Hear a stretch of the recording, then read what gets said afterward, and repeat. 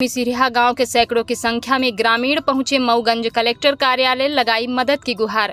आज़ादी के 75 वर्ष बाद जब देश आज़ादी का अमृत महोत्सव मना रहा है, इस वक्त भी आज लोग अपने मूलभूत सुविधाओं, सड़क, बिजली और पानी के लिए दर दर की ठोकर खा रहे हैं। ताजा मामला मऊगंज जनपद पंचायत के मिसिरिहा गाँव से सामने आया, जहां सैकड़ों की संख्या में महिलाएं और पुरुष कलेक्ट्रेट कार्यालय पहुंचकर मऊगंज कलेक्टर से सड़क दिलाए जाने की मांग की है। कलेक्टर कार्यालय पहुंचे ग्रामीणों ने बताया कि इसके लिए हमने कई बार तहसीलदार और अनुभागीय अधिकारी को आवेदन दिया, लेकिन कहीं सुनवाई नहीं हुई। तब आज हम सब मजबूरन कलेक्ट्रेट कार्यालय पहुंचे हैं। सुनते कलेक्ट्रेट कार्यालय पहुंचे ग्रामीणों और मऊगंज कलेक्टर का पूरे मामले में क्या कहना है।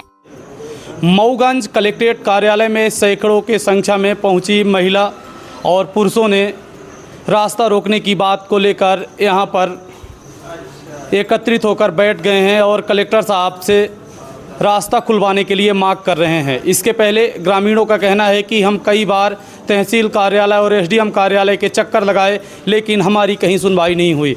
जब कहीं फरियाद नहीं सुनी गई तो आखिरी उम्मीद के साथ कलेक्टर कार्यालय मऊगंज में ये पहुँचे हैं। सैकड़ों की संख्या में महिलाएं और पुरुष यहाँ पर आए हुए हैं, जो कलेक्ट्रेट कार्यालय में बैठे हुए हैं। पूरे मामले की जानकारी मऊगंज कलेक्टर तक पहुँचाना चाह रहे हैं। जो इनकी अब आखिरी उम्मीद बची है वो मऊगंज के जिला कलेक्टर से बची हुई है। सीधे आइए हम इन्हीं से जुड़ते हैं जो मऊगंज कलेक्ट्रेट कार्यालय में अपनी मांगों को लेकर पहुँचे हैं, और बात करते हैं क्या क्या प्रमुख समस्याएं इनके और किसको लेकर ये कार्यालय पहुँचे हुए हैं। कार्यालय आए हुए हैं जी, क्या मांगे हैं, किन विषयों को लेकर आए हैं?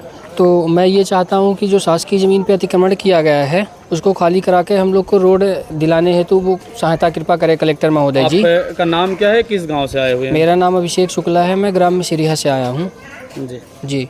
समस्या क्या है पूरी? समस्या ये है कि हम लोग बीमारियों से अगर ग्रसित हो जाते हैं तो हम लोग को आने जाने के लिए कोई सुविधा नहीं है। यहाँ तक कि एम्बुलेंस को भी हम लोग फ़ोन लगाते हैं तो वो घर तक नहीं पहुँच पाती है, जिससे हम कई लोगों की मृत्यु हो चुकी है उसमें। और विद्यालय को बच्चों को विद्यालय जाने में भी कठिनाइयाँ होती हैं, आने जाने में ही कीचड़ हो जाता है पूरे। और शासकीय ज़मीन में वो लोग अतिक्रमण कर चुके हैं और धमकी भी उनके द्वारा दी जा रही है कि मैं अगर ये इस बार अगर तुम लोग कुछ नहीं करवा पाए तो इस बार तुम लोग का पूरी तरह से रास्ता बंद कर दिया जाएगा। धमकी दे रहा है और धमकाने की बात कर रहा है? धमकी करता है ये छोटू सिंह उर्फ मनोज सिंह है। ये बोलते हैं कि अगर इस बार नहीं डलवा पाए रास्ता तो फिर ये रास्ता पूरी तरीके से बंद कर दिया जाएगा, तुम लोग को निकलने नहीं दिया जाएगा। और बीच बीच में धमकियाँ इधर उधर की दूसरे लोगों से भी देते रहते हैं। तो मेरा यही निवेदन है कि हम सबको रास्ते के लिए जांच की जाए, उसमें कड़ी से कड़ी कार्रवाई की जाए और हम लोग को रास्ता दिलवाया दी जाए और शासकीय ज़मीन से अतिक्रमण हटाया जाए। हम लोग हैं कहीं से नहीं निकल पाते हैं तो हम लोगों को रास्ता चाहिए। कोई भी औरत लेडीज है तो अगर डिलीवरी हो जाएंगी तो उनको कस के लेकर जाएंगे। कब से ये पूरी समस्या है? ये कब से नहीं है, जब से हम लोग यहाँ आए तब से हम देख रहे हैं कि ये ऐसे ही पतली से रास्ता है निकलने के लिए। कीचड़ हो जाए तो कहाँ से निकल के जाएंगे? इसके समस्या है, रास्ता नहीं है, लड़के स्कूल नहीं जा पाते हैं और 10 लोग मर गए हैं दवाई गोली बाहर, रास्ता नहीं आता। ये पूरी समस्या कब निर्मित हुई? अरे अभी बहुत दिनों से समस्या है। एसडीएम की हम दिए तो कोई सुनवाई नहीं है, तहसीलदार की हम दिए तो कोई सुनवाई नहीं है, कहीं सुनवाई नहीं हमारी हो रही है। अब आज आप लोग कलेक्ट्रेट कार्यालय आए हुए हैं, कलेक्टर साहब से मुलाकात हुई आपकी? हाँ मुलाकात हुई। क्या बोले साहब? कहें तो हम रोड कटवाएं। मेरा रास्ता नहीं है तो यहीं से आए हो। मुलाकात हुई कलेक्टर साहब से? जी। क्या आश्वासन मिला है तो हम डला देंगे, रोड डला देंगे। हाँ डल जाएगी रोड। हाँ अब डल जाएगा, अब कलेक्टर से बोल रहे हैं। कलेक्ट्रेट कार्यालय आए हुए हैं, कलेक्टर साहब से आखिरी उम्मीद बची है कि सड़क बन जाएगी। इसी विश्वास पर ये सैकड़ों की संख्या में महिलाएं और पुरुष कलेक्टर कार्यालय पहुंचे हैं। इन्होंने बताया कि इसके पहले हम कई बार तहसील एसडीएम कार्यालय के चक्कर लगाते रहे, लेकिन कहीं से सुनवाई नहीं हुई। वहीं जिन लोगों ने पूरा रास्ता रोक कर रखा है, इनको लगातार धमकी भी मिल रही है, ऐसा इनका आरोप है। पूरे मामले पर हम और कुछ लोगों से जुड़ते हैं और बात करते हैं कि किन समस्याओं की वजह से इतनी संख्या में इन्हें कलेक्ट्रेट कार्यालय पहुंचकर कलेक्टर साहब का दरवाजा खटखटाना पड़ा। बताइए क्या नाम है आपका? मीना कौल। समस्या रास्ते की है? हाँ रास्ते की है, आने जाने का रास्ता नहीं है। कितनी दूरी में रास्ता नहीं है?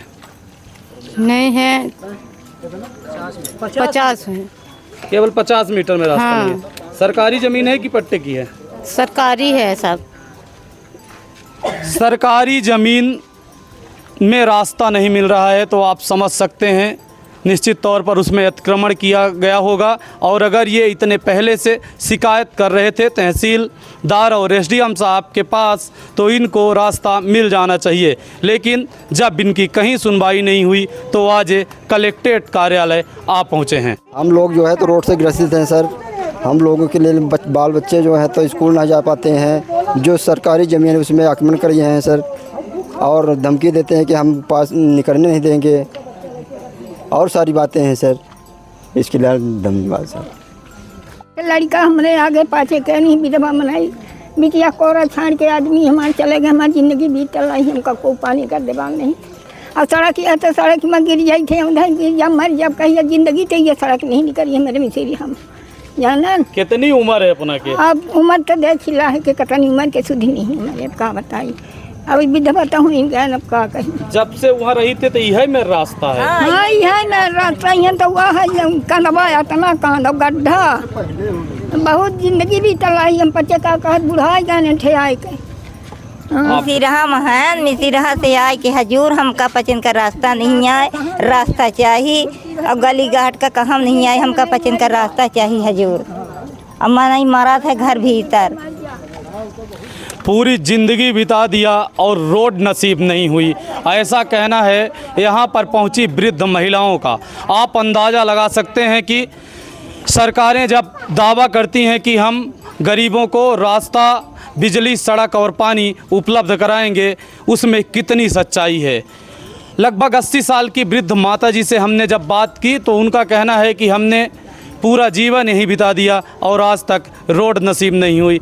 अब ज़िंदगी के आखिरी समय में, बुढ़ापे में कलेक्टर कार्यालय ये पहुँचे हैं। कलेक्टर साहब के पास सड़क की मांगों को लेकर अब देखना यह होगा कि आने वाले समय में इनकी जो समस्या है सड़क की, उसका समाधान हो पाता है या नहीं। अब हम आगे मऊगंज जिला के कलेक्टर साहब से बात करेंगे और जानेंगे कि पूरे मामले पर कब तक इनको न्याय मिल पाएगा, सड़क रास्ता मिल पाएगा। सर, सैकड़ों की संख्या में महिलाएं पुरुष कलेक्ट्रेट कार्यालय पहुंचे हुए हैं, किन मांगों को लेकर? ये ग्राम मिसिरहा से आए हैं, देवतालाब तहसील का ग्राम है ये। वहाँ पर इनको रोड की समस्या है। अप्रोच रोड जो मेन रोड से है वहाँ पर कुछ ज़मीन है, सरकारी ज़मीन है जिसमें किसी का अतिक्रमण है। मैंने तत्काल नायब तहसीलदार साहब को यहीं बुलवा लिया था, मोंगरे जी को, और उनकी चर्चा हो गई। और एक सप्ताह में उन्होंने कहा है कि उसका अतिक्रमण हटाने का प्रकरण दर्ज करके नोटिस वगैरह दे के जो भी कानूनी कार्रवाई है वो करके अतिक्रमण हटा देंगे। और सरपंच भी आए थे, उन्होंने कहा उनके पास राशि है 15वें वित्त आयोग की, उससे वो रोड का निर्माण करेंगे, तो बहुत जल्दी इसका समाधान हो जाएगा।